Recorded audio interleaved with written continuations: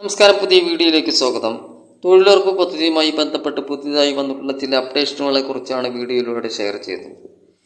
ഒന്നാമതായി കൂലിയുമായി ബന്ധപ്പെട്ട കാര്യങ്ങളാണെങ്കിൽ, രണ്ടാമത് പദ്ധതിയുടെ ചട്ടങ്ങളിൽ വന്നിട്ടുള്ള ചില മാറ്റങ്ങളെ കുറിച്ചാണ് പറയുന്നത്.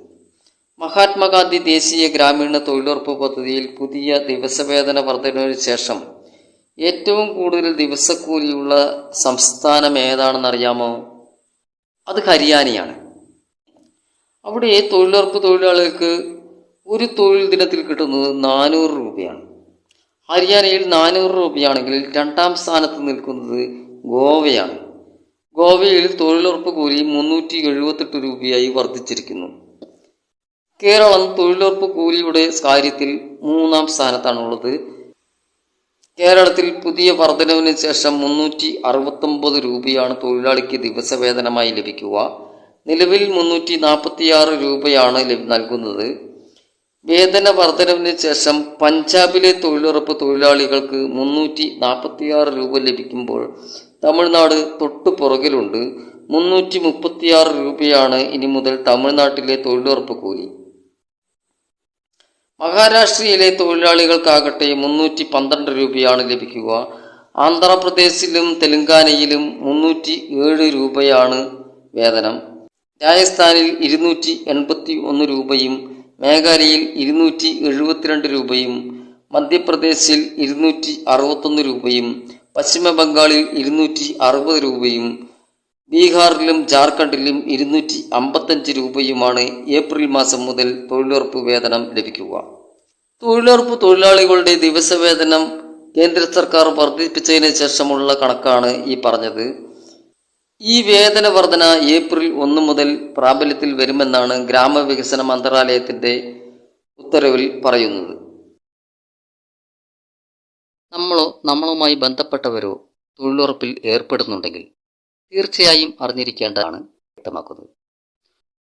തൊഴിലുറപ്പ് തൊഴിലാളികൾക്ക് പലപ്പോഴും നിവൃത്തികേട് കൊണ്ട് രാഷ്ട്രീയക്കാരുടെ പരിപാടികളിലൊക്കെ പങ്കെടുക്കേണ്ടി വരാറുണ്ട്, അല്ലേ? അവരുടെ സമ്മേളനങ്ങളിലും ജാഥകളിലുമെല്ലാം ആളെ കൂട്ടാൻ തൊഴിലുറപ്പ് തൊഴിലാളികളെ ഉപയോഗിക്കുന്നത് നാം കാണാറുണ്ട്. ദേശീയ തൊഴിലുറപ്പ് പദ്ധതി കേന്ദ്ര സർക്കാർ പദ്ധതിയാണെന്നും രാഷ്ട്രീയക്കാർ പറയുന്നിടത്തൊന്നും പോകേണ്ടതില്ലെന്നും അറിയാഞ്ഞിട്ടൊന്നുമല്ല അവർ പിന്നെയും പോകുന്നത്. എന്നാലും ഒരു ഭയം ഉള്ളിലുള്ളത് കൊണ്ടാണ്. അത് വേറൊന്നുമല്ല, അവർ വിളിക്കുന്ന പരിപാടിയിൽ പങ്കെടുത്തില്ലെങ്കിൽ പണിയിൽ നിന്നും പുറത്തായാലോ എന്ന ഭയം ഉള്ളതുകൊണ്ടാണ്. എന്നാൽ ആ ഭയം ഇനി വേണ്ട എന്നാണ് ഇവിടെ പറഞ്ഞു വയ്ക്കുന്നത്. അങ്ങനെ വെറുതെ ഒരാളെ പുറത്താക്കാൻ കഴിയില്ല എന്ന സത്യം മനസ്സിലാക്കിയാൽ രാഷ്ട്രീയക്കാരെ ഭയപ്പെടേണ്ട ഒരു കാര്യവുമില്ല.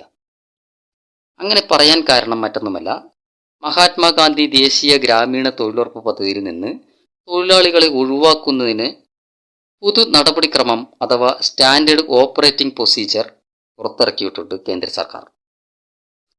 2019 മുതൽ 2024 വരെയുള്ള കാലഘട്ടത്തിൽ 1.24 കോടി സജീവ തൊഴിലാളികൾ ഒഴിവാക്കപ്പെട്ടതിനെ തുടർന്ന് വൻതോതിലുള്ള കൊഴിഞ്ഞുപോക്ക് മനസ്സിലായതിനാലാണ് പുതിയ നടപടി.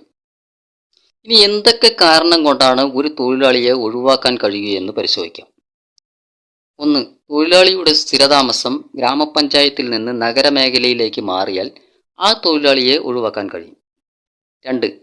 ഗ്രാമപഞ്ചായത്ത് മുനിസിപ്പാലിറ്റിയായി ഉയർത്തപ്പെട്ടാൽ ഒഴിവാക്കാം. അങ്ങനെ മുനിസിപ്പാലിറ്റിയായി ഉയർത്തപ്പെട്ടാൽ എല്ലാ തൊഴിൽ കാർഡുകളും സ്വമേധയാ റദ്ദാകും. അത്തരം സാഹചര്യത്തിൽ ജില്ലാ പ്രോഗ്രാം കോർഡിനേറ്റർ അടിയന്തരമായി ഇത് നടപ്പിലാക്കണം. സംസ്ഥാന സർക്കാർ ഇക്കാര്യം ഗ്രാമവികസന മന്ത്രാലയത്തെ ബോധിപ്പിക്കുകയും വേണം. 3.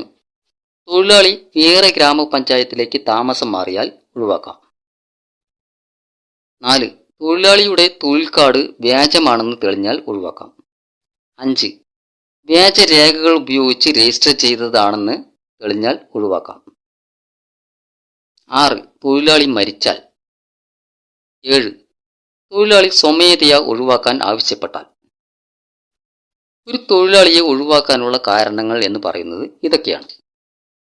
ഇനി ഒരു തൊഴിലാളിയെ ഒഴിവാക്കണമെങ്കിൽ പാലിക്കേണ്ട നടപടിക്രമങ്ങൾ എന്തൊക്കെയാണെന്ന് നോക്കാം. ഒഴിവാക്കാൻ പോകുന്ന തൊഴിലാളികളുടെ കാര്യം ഗ്രാമസഭ ചേർന്ന് ചർച്ച ചെയ്യണം.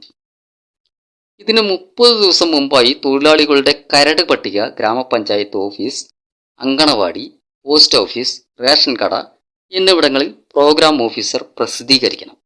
ഈ വിവരം തൊഴിൽ കാർഡ് ഉടമയെ ഫോണിൽ നേരിട്ട് വിളിച്ചോ SMS മുഖേനയോ അറിയിക്കണം. തൊഴിലാളിക്ക് വിയോജിപ്പുണ്ടെങ്കിൽ ഗ്രാമ റോസ്ഗർ സഹായിക്കിനെയോ ഗ്രാമപഞ്ചായത്ത് ഓഫീസിലോ പ്രോഗ്രാം ഓഫീസറെയോ അറിയിക്കാം. വിയോജിപ്പ് രേഖപ്പെടുത്തിയാൽ രേഖാമൂലം ലഭിച്ചതിന്റെ രസീത് തൊഴിലാളിക്ക് കൈമാറണം. വിയോജനക്കുറിപ്പുകൾ ഗ്രാമസഭ മുൻപാകെ സമർപ്പിക്കേണ്ട ഉത്തരവാദിത്തം ഗ്രാമ റോസ്ഗർ സഹായിക്കിനാണ്. തൊഴിലാളിക്ക് 90 ദിവസത്തിനകം BDO അഥവാ ബ്ലോക്ക് ഡെവലപ്മെന്റ് ഓഫീസർ മുൻപാകെ അപ്പീൽ ഫയൽ ചെയ്യാം. ഇത് 30 ദിവസത്തിനകം തീർപ്പാക്കണം. ഒഴിവാക്കപ്പെടുന്ന തൊഴിലാളിക്ക് വേതന കുടിശ്ശികയുണ്ടെങ്കിൽ അത് കൊടുത്തു തീർക്കണം. തൊഴിലാളി മരിച്ചതാണെങ്കിൽ മരണ സർട്ടിഫിക്കറ്റ് ഹാജരാക്കുന്ന പക്ഷം പിന്തുടർച്ചാവകാശിക്ക് ആനുകൂല്യങ്ങൾ കൈമാറണം. തൊഴിലാളിയെ ഒഴിവാക്കാനുള്ള കാരണവും ഇതിനെതിരെയുള്ള വിയോജിപ്പും ഗ്രാമസഭാ യോഗത്തിൽ ഗ്രാമ റോസ്ഗർ സഹായക് വിശദീകരിക്കണം. ഒഴിവാക്കൽ തീരുമാനം ഗ്രാമസഭ അംഗീകരിച്ചതിന് ശേഷം മിനിറ്റ്സിൽ രേഖപ്പെടുത്തണം. ഒഴിവാക്കപ്പെടുന്ന തൊഴിലാളികളുടെ ലിസ്റ്റ് 15 ദിവസത്തിനകം ബന്ധപ്പെട്ട തൊഴിലാളികൾക്ക് കൈമാറണം. തൊഴിൽ കാർഡ് റദ്ദാക്കപ്പെട്ടാൽ ബന്ധപ്പെട്ട തൊഴിലാളിയുടെ ഫിസിക്കൽ ജോബ് കാർഡിൽ റദ്ദാക്കി എന്ന് രേഖപ്പെടുത്തി അധികാരി ഒപ്പുവെക്കണം. ഇത്രയും നടപടിക്രമങ്ങൾ പാലിച്ചുകൊണ്ടേ ഒരു തൊഴിലാളിയെ ഒഴിവാക്കാൻ കഴിയും. 2023-24 മാത്രം 34,84,691 സജീവ തൊഴിലാളികളാണ് ഒഴിവാക്കപ്പെട്ടത്. 2024-25 15,12,864 പേർ ഒഴിവാക്കപ്പെട്ടു. രജിസ്ട്രേഷൻ നടപടിക്രമങ്ങളിലെ നൂലാമാലകളിലാണ് ഇത്തരത്തിലുള്ള ഒഴിവാക്കപ്പെടലിന് കാരണം.